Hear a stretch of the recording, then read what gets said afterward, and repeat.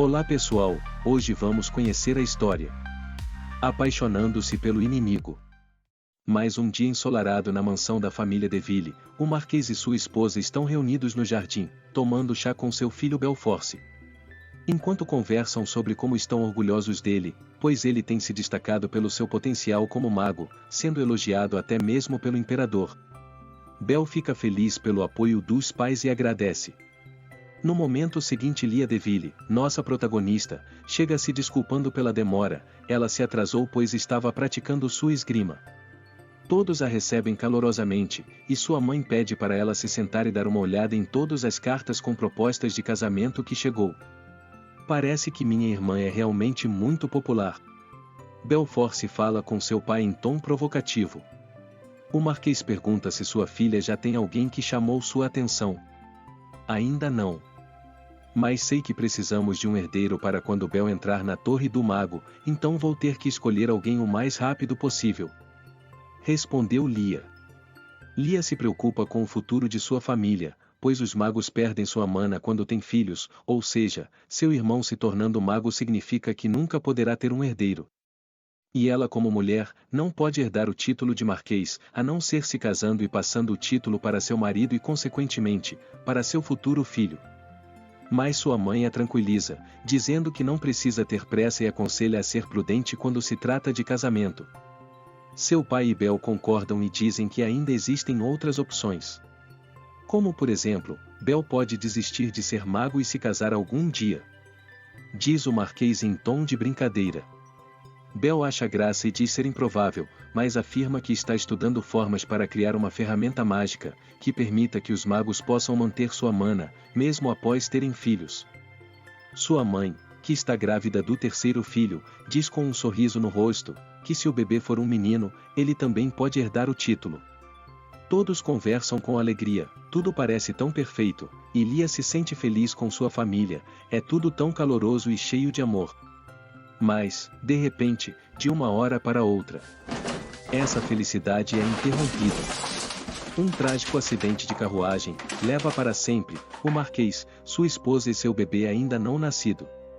Só sobrando agora Bel e Lia. Enquanto eles sentem a dor do luto, são obrigados a ouvirem conversas maldosas de outros nobres sobre o futuro da família Deville, que agora foi deixada sem ninguém para herdar o título, já que o único filho homem se tornará mago. Bel se enfurece com tamanha falta de tato e empatia. E com lágrimas nos olhos, ele diz à sua irmã Lia, que irá desistir de ser mago e dará continuidade à linhagem da família. Lia, com um olhar vazio, tomada pela dor, diz que seus pais não iriam querer isso, pois estavam orgulhosos do potencial dele.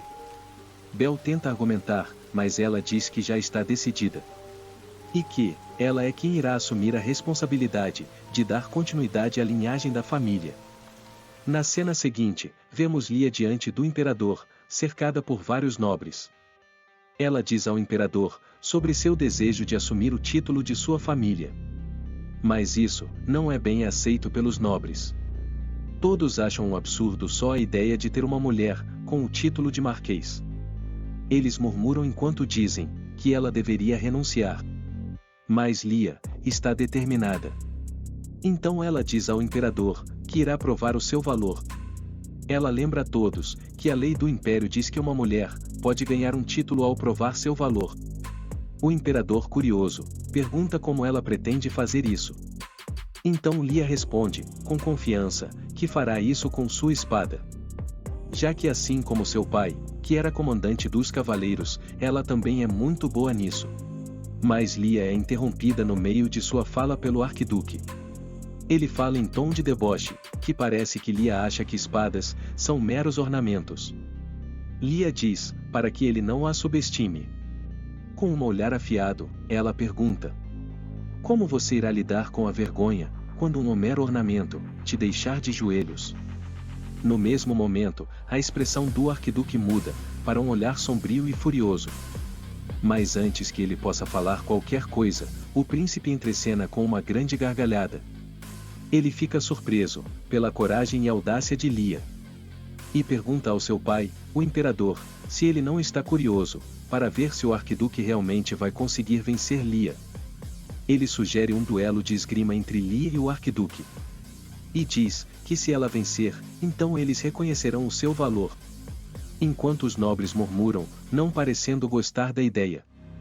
O arquiduque diz, com um tom de desagrado, que simplesmente não pode haver uma marquesa.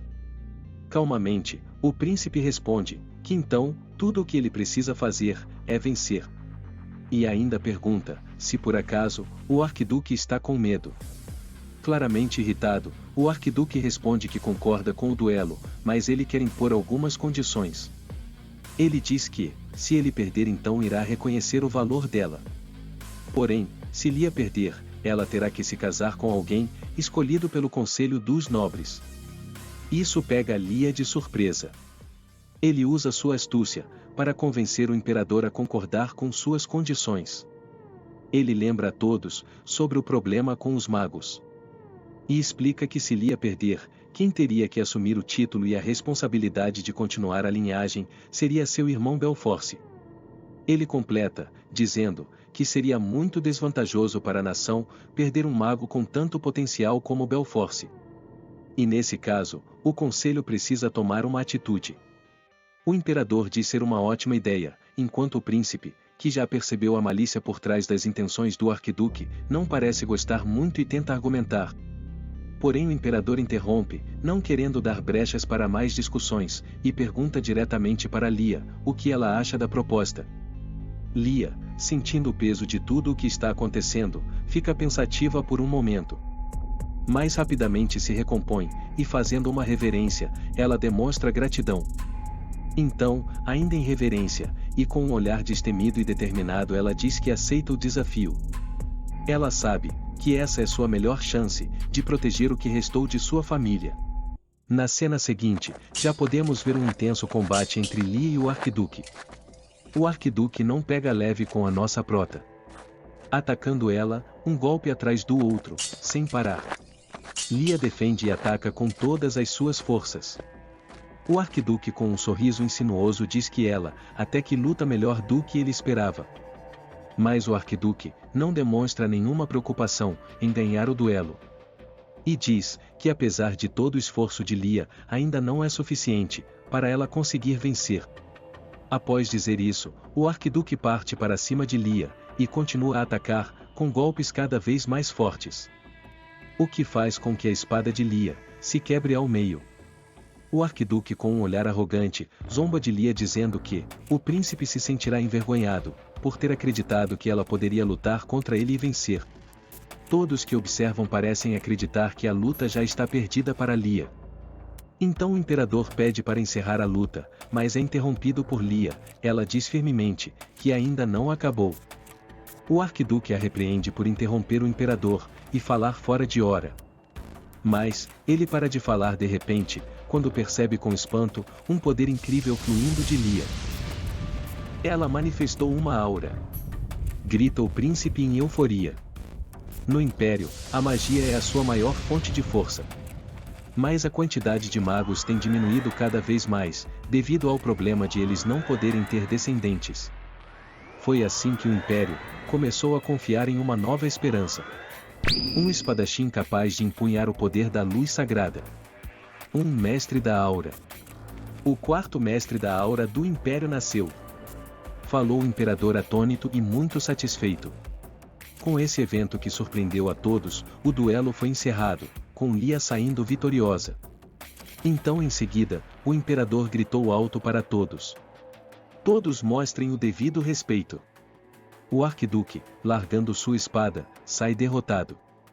Enquanto todos se curvavam em reverência, para saudar Lia. E naquele dia, Lorelia Deville provou seu valor, ganhando assim seu título de marquesa. 3 anos depois, Lia se tornou capitã do batalhão de cavaleiros do Império. E então, vemos nossa prota chegando, para colocar ordem nos cavaleiros, que estão causando um tumulto.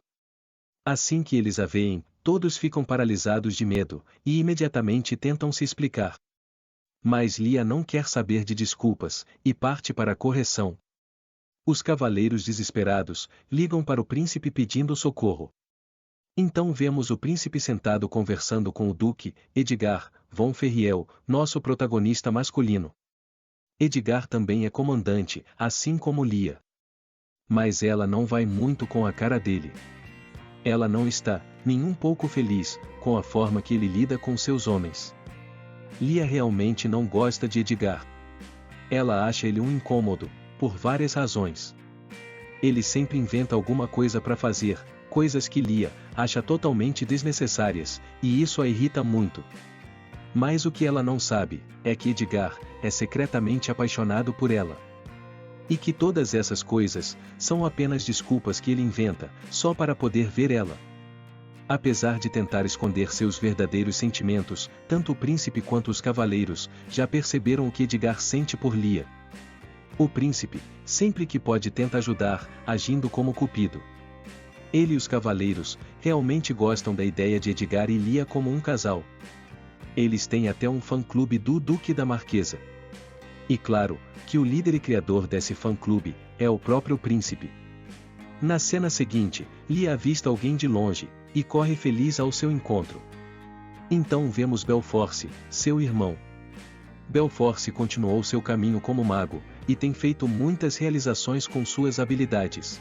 Ele fala sobre suas pesquisas e conquistas, e Lia, como uma boa irmã babona, fica toda feliz. Ela lembra de seus pais, e diz com saudades, que eles estariam muito orgulhosos de Bel. Bel diz que precisa ir, mas deixa um presente com Lia. É uma caixinha, que se parece muito com uma caixa de joias. Mas ele diz que essa não é uma caixa qualquer. Ele mesmo a desenvolveu, como a Torre dos Magos é longe e as cartas demoram muito para chegar, ele criou essa caixa para ajudar. Ele começa a explicar com entusiasmo, que ela se chama Caixa Instantânea. E que qualquer carta colocada na caixa, chega imediatamente até ele. Lia fica impressionada e realmente muito feliz com o presente. Então eles são interrompidos, e Lia é avisada de que o Duque Edgar quer falar com ela imediatamente. O que deixa Lia um pouco irritada. Ela se despede de seu irmão, e eles combinam de usarem a caixa para escrever um para o outro sempre que puderem. Mas no meio do caminho, sua caixinha brilha.